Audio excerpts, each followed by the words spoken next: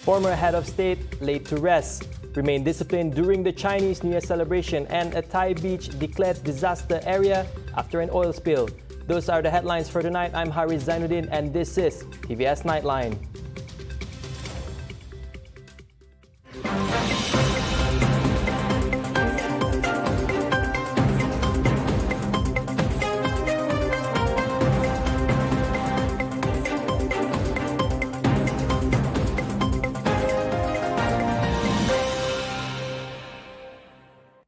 Sarawak today lost one of her great sons as the former head of state Tun Pehin Sri Datuk Patinggi Abang Muhammad Salahuddin Abang Barieng has passed away on Friday night. The demise was confirmed by his close family member. He was 100 years old. The late statesman drew his last breath at around 11:47 p.m. at Norma Medical Centre. The body was brought back to his home in Telaga Air early Saturday for body washing ritual. It was then brought to Masjid Jami' Petrajaya for a prayer and memorial service from 10:30 a.m. to 12:30 p.m. The funeral cortege then proceeded to Semayang Muslim Cemetery, where the late Abang Salahuddin was laid to rest in a state funeral. Draped in state livery, his final journey included the Melanau tradition of payung kebesaran, which were used for nobles. Among those seen attended the burial were Tuan Yang Terutama Yang di-Pertuan Negeri Sarawak, Tun Pehin Sri Abdul Taib Mahmud and wife, Tuan Puan Datuk Patinggi Ragat Kurdi Taib, Chief Minister Datuk Patinggi Tan Sri Abang Johari Tun Openg, and Deputy Chief Minister Datuk Ahmad Haji Awang Tengah Ali Hassan. Born on August 27, 1921 in Nangka, Cebu, the late Pehin Sri Abang Muhammad is the only son to a prominent Cebu politician Abang Barieng Abang Anyut. The late Pehin Sri made history as the first statesman who assumed the role of head of state twice, once from 1977 to 1981 and the other from 2001 to 2014. Chief Minister Datuk Patinggi Tan Sri Abang Johari Tun Openg lamented today that Sarawak had lost one of its true unifying figures. Recalling his time with him, he said never in the history of the state that a prominent figure was elected as head of state twice. Allahyarham Tun adalah seorang pejuang. Ketika Sarawak memutuskan untuk bergabung sebagai sebuah negara Malaysia, kerana beliau adalah seorang pemimpin yang telah ditemu juga oleh Global Commission waktu itu, dan selepas itu membawa kita pada era kemerdekaan. Tun pula telah dilantik menjadi Yang di-Pertuan Negeri 2 kali. Ini melambangkan ketokohan Tun sebagai seorang pemimpin yang telah menyatukan rakyat berbelang-kau, berbelang bangsa di Sarawak. Saya berkesempatan berkhidmat di bawah pimpinan beliau sebagai menteri, dan sudah tentu banyak nasihat yang diberi kepada kita bagaimana kita mempertahankan negeri kita supaya kita amanah. Meanwhile, for his son Hafizul Salahuddin, the demise of the late Abang Salahuddin is a great void as he lost a father figure too. Seorang yang tegas, lucu, suka bergurau, kadang-kadang lainnya suka jenis yang suka pesanannya jangan berkelahi dengan adik-beradik, jaga adik-beradik. Mak dah sedar, bapak dah tua, jadi kita lah ketua keluarga. For Yayasan Perpaduan Sarawak Executive Director Dato ALOYSIUS DRIS, the late Tun Pehin Sri was a man of the people. He is always with the people, very close. Masa ramai-ramai apapun, dia memang ada. He made it a point to attend this thing, whether it's masa susah, masa senang. Humble and kind-hearted, MAPIM Sarawak President regards the late Tun Pehin Sri as a people-centric leader. Beliau adalah seorang pemimpin, ketua masyarakat yang berjiwa rakyat. Dia berjiwa rakyat. Beliau adalah sangat humble, sangat merendah diri, dan kita telah kehilangan seorang tokoh pemimpin yang berjiwa rakyat. Former Deputy Chief Minister Datuk Patinggi Tan Sri Alfred Jabu expressed his condolences on the passing of the late Tun Abang Muhammad Salahuddin. Being former comrades and a good friend, he described Tun Salahuddin's passing as a great loss to Sarawak. Saya bersama yang berbahagia Datuk Seri Tan Sri Empiang serta ahli keluarga saya menyampaikan ucapan takziah atas pemergian Allahyarham Tun Salahuddin, mantan Tuan Yang Terutama Yang di-Pertuan Negeri Sarawak. Allahyarham Tun Salahuddin adalah seorang tokoh yang terulung di Sarawak Bumi Kenyalang ini yang menabur banyak jasa dan bakti kepada negeri Sarawak tersayang. Allahyarham Tun Salahuddin dilantik 2 kali menjadi Tuan Yang Terutama Yang di-Pertuan Negeri. Ini membuktikan satu sejarah dalam negeri Sarawak, seorang tokoh yang di-Pertuan Negeri yang dilantik 2 kali memegang jawatan. Allahyarham Tun Salahuddin adalah seorang tokoh dalam penubuhan Malaysia, menyokong penubuhan Malaysia, dan juga tokoh yang dihormati oleh semua lapisan masyarakat berbilang kaum seluruh negeri Sarawak.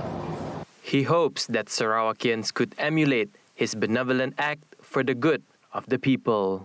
Perlu kita memegang amanat seperti yang dipegang oleh yang Allahyarham Tun Salahuddin, iaitu dia bersopan santun, banyak budi bahasa yang baik, dan juga mendidik rakyat untuk bekerjasama demi pembangunan negeri kita Sarawak Bumi Kenyalang tersayang. The Yang di-Pertuan Agong Al-Sultan Abdullah Riayatuddin Al-Mustafa Billah Shah and Raja Pemaisri Agong Tunku Haja Aziza Aminah Maimunah Iskandariah offered their condolences to the family of former Yang di-Pertuan Negeri of Sarawak Tun Abang Muhammad Salahuddin Abang Bariang, who died of old age at 11:47 p.m. last night at Norma Medical Center. According to a posting on Istana Negara's Facebook page, Their Majesties were saddened by the demise and hoped that Tun Salahuddin's family would be patient and strong in coping with the loss. Tun Salahuddin was born on August 27, 1921 and served as Sarawak's governor from 1977 to 1981 and from 2001 to 2014, making him the first person in Sarawak to have been appointed to hold the post twice. Meanwhile, Prime Minister Datuk Seri Ismail Sabri Yaakob also offered his condolences to Tun Salahuddin's family, adding that Tun Salahuddin was an eminent person who had contributed a lot to the people of Sarawak and the state's development. Earlier today, the body of Tun Salahuddin arrived at Masjid Jame at about 11:20 a.m., accompanied by the family members. Chief Minister Datuk Patinggi Tan Sri Abang Johari Tun Openg was among the state dignitaries who came to pay their last respects to the late former head of state. And at around 1 p.m., the Yang di-Pertuan Negeri Tun Pehin Sri Abdul Taib Mahmud and his wife, Toh Puan Ragat Kurdi Taib, arrived at the mosque to pay their last respects. Now, as the state progresses into the era of digitalization, heritage areas such as the Old Kuching Town are planned to be developed to spur economic growth amongst local communities while maintaining their original beauty. This is the main objective of Old Kuching Smart Heritage, Okishi. Dan apa yang perlu ialah kita mengangkatkan martabat yang terdapat di kawasan ini seiring dengan pembangunan negeri kita dan negara. Sekarang kita pergi ke orang kata ekonomi digital, tapi kita tidak boleh memisahkan nilai sejarah daripada transformasi ekonomi kita ke arah digital. Tetapi kita memperelokkan lagi apa yang terdapat di kawasan-kawasan ini. Abang Johari spoke during the appreciation dinner held by OKSHI on Friday night. The state government had allocated a large amount of fund for the development of areas classified under OKSHI. To complement this effort, Abang Johari stated that several companies, such as the Maidin hypermarket, have expressed their interest in marketing locally produced products to peninsular Malaysia. Yang satu lagi yang saya nak sebutkan di sini ialah industri kecil dan sederhana, termasuklah industri kampung. Kita akan uruskan dengan baik dan kita akan memberi dorongan dan sokongan, termasuklah dari sudut keuangan, untuk kita mewujudkan industri cottage dan kita pasarkan melalui pasaran yang lebih tersusun. On November 2021, Kuching was listed under the United Nations Educational, Scientific and Cultural Organizations UNESCO for gastronomy. This has opened the door of opportunity for Sarawak to market its products internationally. Gastronomi itu ialah dari sudut makanan. Makanan warisan kita dan juga apa yang terdapat di Bandaraya Kicap, maka kita sudah di-listed di bawah UNESCO, senanglah kita mempromosikan Kuching itu. The completion period for the flyover at the PUJUT Interchange Pan-Borneo project in Permai Jaya, which was supposed to be completed before the Chinese New Year, has been halted due to the rainy season.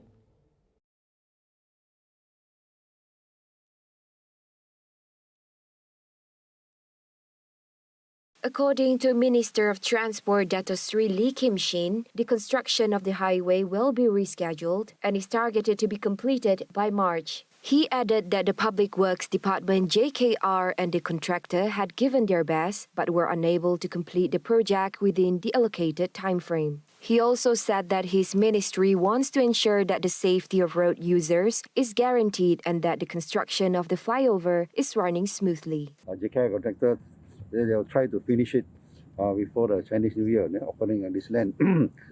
But it looks like we cannot finish in time because we have to look into the safety aspect of it. And as you know, the traffic here is very heavy every day. And every now and then, people asking me, when can this be completed? Because of the traffic jam that I've been facing all this while. So JKR and the contractor is trying their very best. But fortunately, we cannot open it before the Chinese New Year. It's not really fully completed, and also their safety has to be audited. Safety auditing must be done first. So now they have to reschedule it. So on will be the estimated completion now will be in March. Meanwhile, the Transport Minister said that once the project is completed, there will be 4 lanes for road users. Once this overhead bridge is completed, so we'll open up all the 4 lanes. Then for the time being, the Vista Perdana, you have to go to make a U-turn from traffic light. We are now putting the proposals, another traffic light. Now JKR and Nam Chandra consultant submitting. I requested JKR and this Pan-Borneo project. There's very strong requests from the people staying in the area. There is a need for another traffic light in between. So now they have to make a U-turn about 1.5 kilometers away. He added that the contractor had to resurface the roads below the bridge before they can be opened fully to the public, with the bridge's physical progress reaching 90%. The physical work on the PUJUT Interchange Pan-Borneo project started in 2017 and it encountered several delays, including one caused by an earlier change in government.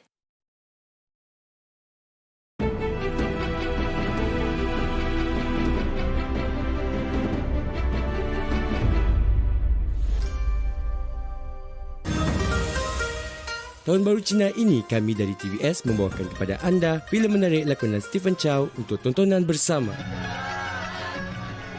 Dia merupakan seorang peguam yang hebat. Namun, kematian anak tersayang menyebabkannya bersara. Akan tetapi, sebuah kes mencurigakan menarik perhatiannya untuk kembali menegakkan keadilan. Justice My Food. Selasa, 1 Februari, 12.30 tengah hari. Demi menawan hati wanita yang dicintai, seorang lelaki penghantar makanan biasa berkeputusan untuk menyertai sebuah kelas seni mempertahankan diri. Love on Delivery. Rabu, 2 Februari, 12.30 tengah hari. Jangan lupa Tahun Baru Cina ini istimewa di TVS saluran 122, Astro dan My TV.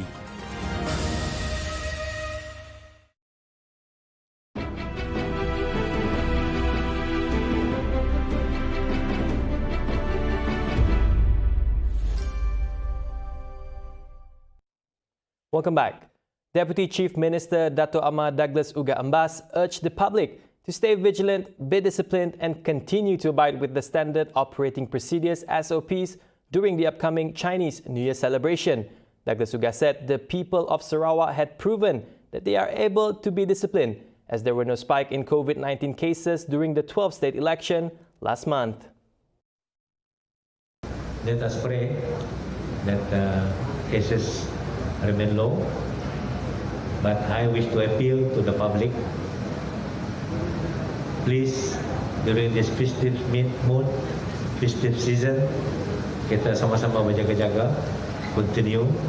I think we have done very well during the election, keeping our SOP and so on, therefore the figure also doesn't spike.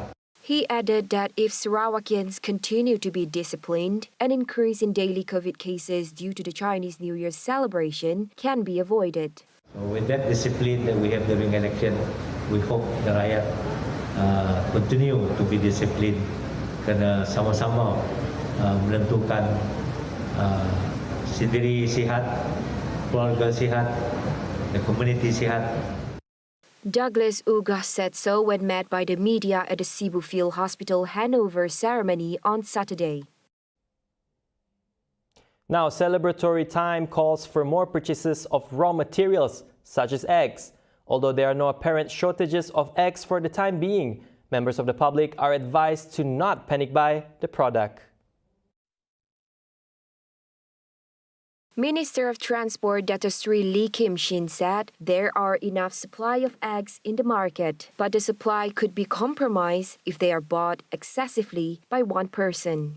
To counter this problem, Lee said a limit has been set where each customer can only buy one tray of eggs. Lee said this during an inspection visit to a CCK Fresh Mart outlet in Miri, accompanied by officers from the Ministry of Domestic Trade and Consumer Affairs KPDN HEP. CCK, a poultry food producing company, supplies 3 trips of eggs a week to its premises here, which is about 540,000 eggs, and is currently the biggest supplier of eggs in Miri. Additionally, KPDN HEP has set a new ceiling retail prices of eggs, whereby for each grade A egg, the cost is 45 cents, 43 cents for grade B, and 41 cents for grade C eggs. These retail prices will be effective until February 4, 2022. A pickup truck believed to have run a red light rammed into a multi-purpose vehicle, killing 4 family members, including 3 children. District Police Chief Superintendent Zaiha Muhammad Kahar said investigations revealed that the 44-year-old driver tested positive for methamphetamine and had 7 previous records for drug-related offences. The victims in the 3:10 p.m. accident were identified as Raihan Mohammed, 43, and her 3 children, Ahda Dalili Muhammad Nazri, 14, Ahmad Muaz, 7, and 4-year-old Ahda Imtinan. Meanwhile, Raihan's husband, Muhammad Nazri Hamid, 43, suffered injuries on his left hand. Zaiham said the family was believed to be on their way from their house in Gua Musang, Kelantan, to Kuala Lumpur, and when they arrived at the scene, the victim's vehicle was believed to have turned right at the junction after the traffic light turned green. However, a four-wheel drive vehicle which is believed to have run the red light suddenly came and crashed head-on into the MPV, which caused it to spin around and hit the road divider. The impact of the crash caused the victim's vehicle to be badly crushed and eventually led to the death of the wife and 3 children. The bodies of all the victims were taken to Bentong Hospital for autopsy, and further investigation is being conducted in accordance with Section 44(1) of the Road Transport Act 1987. The move to not increase electricity tariffs, which would affect more than 9 million domestic consumers in the country, shows that the government's main focus is on the welfare of the people. Communications and Multimedia Minister Tan Sri ANNUAR MUSA said the government felt the burden of those affected by the COVID-19 outbreak, which led to many of them losing their jobs and businesses, which were made worse by the recent floods. ANNUAR said it was not an easy decision by the government, as it meant that the government has to continue to subsidize the cost of electricity. Jadi kalau kita lihat satu program bantuan tu macam bersiri terus dijalankan, tak pernah sebelum daripada ini kita mengeluarkan satu jumlah perbelanjaan yang sangat besar dalam belanjawan sehingga kan ia terkesan pula kepada kedudukan ekonomi dan kewangan kerajaan itu sendiri. Ini dilakukan bukan mudah kerana dengan keputusan itu kerajaan kena meneruskan subsidi. Bukan tak naik itu artinya tak ada kos pada kerajaan, tidak. Bila tak naik artinya kerajaan kena ambil satu duit lain, dana lain, memberikan subsidi supaya tenaga nasional kekal sebagai satu penjana yang viable. According to ANNUAR, after TNB made the recommendation to raise the electricity tariff for domestic consumers following the increase in fuel prices, the cabinet held 6 series of discussions, which led to a final decision made last Wednesday to maintain the electricity tariff rates. On Friday, the Prime Minister also said the government will continue with subsidies of more than 700 million ringgit so that domestic consumers will not be affected.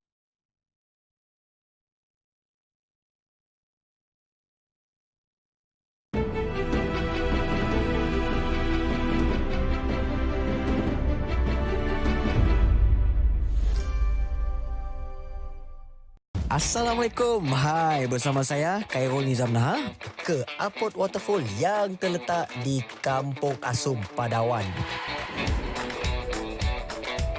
Jom sertai kami Khairul Nizam Nahar dalam rancangan Ninjau setiap Isnin jam 10.30 malam hanya di saluran 122 Astro dan My TV.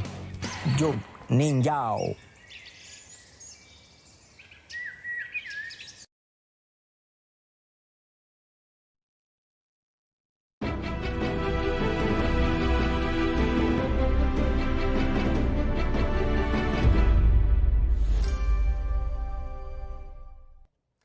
Thank you for staying with TVS Nightline. Now on to global updates.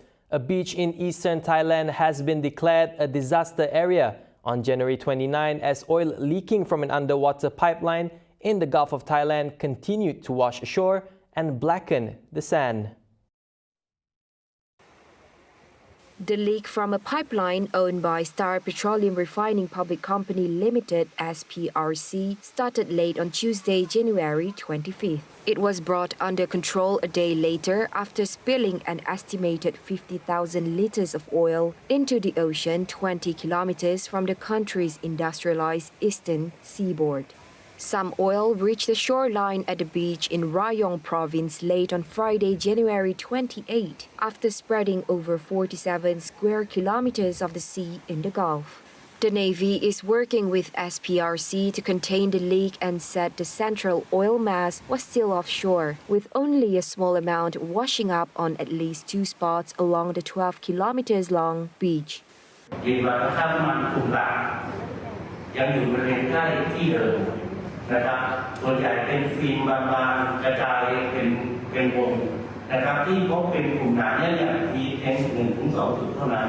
นะครับอันนี้การสภาพทางอากาศนะครับบนบกเนี่ยก็มีทีมนะครับจะมีทีมเก็บคราบน้ำมันเมื่อกรณีที่ขึ้นหาดตอนนี้ก็มีความพร้อมนะครับ The Navy said that about 150 SPRC workers and 200 Navy personnel had been deployed to clean up the beach, and oil boom barriers had been set up. 12 Navy ships and 3 civilian ships, along with a number of aircraft, were also working to contain the spill at sea with booms and dispersant spray. The Lunar New Year spirit withers away yet again, this time caused by the highly contagious Omicron variant, which caused a rapid surge of infection in Hong Kong. Over 200,000 of unsold flowers were burned to ashes as customers' movement are limited due to stringent measures implemented. 本應呢啲花全部喺農田度都冇關係嘅，一支咁靚嘅花，我係會掹出去市場賣。但係因為今次個疫情關係，有關方面冇俾一個花 market 我哋去賣，所以而家佢開完花之後咧，我哋一定要清起晒佢，去燒毀晒佢為止，唔好俾佢喺入邊產生病。 The 70-year-old farmer said the flowers he burnt is his main source of income for the rest of the year, which is usually worth 6 figures, and the trading of these flowers were done fairly. 咁我哋呢度亦都好公開，我賣幾多錢，我唔能夠嘩眾取寵嘅。每年嘅收入我就靠呢個聖誕啦，好難過。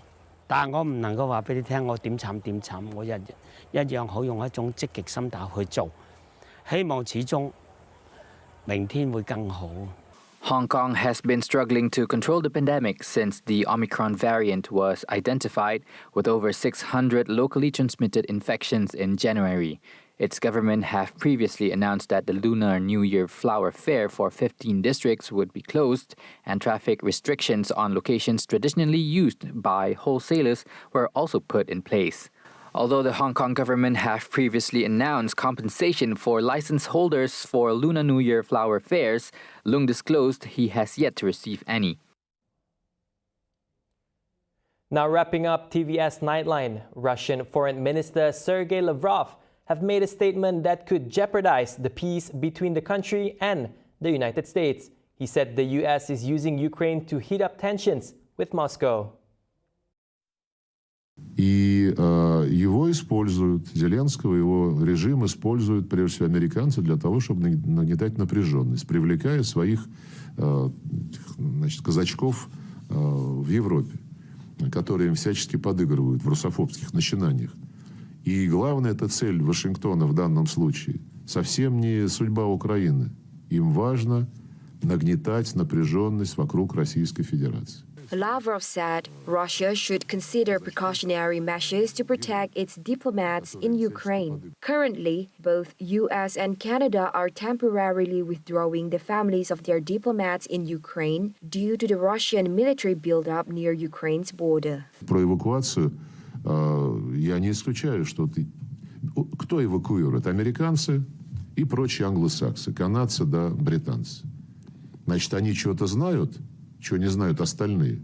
Мы сейчас подумаем, может быть, нам тоже в ожидании каких-то провокаций с их стороны принять меры предосторожности в отношении наших дипломатов. Though the US has accused Russia preparing to invade Ukraine, they have denied it strongly.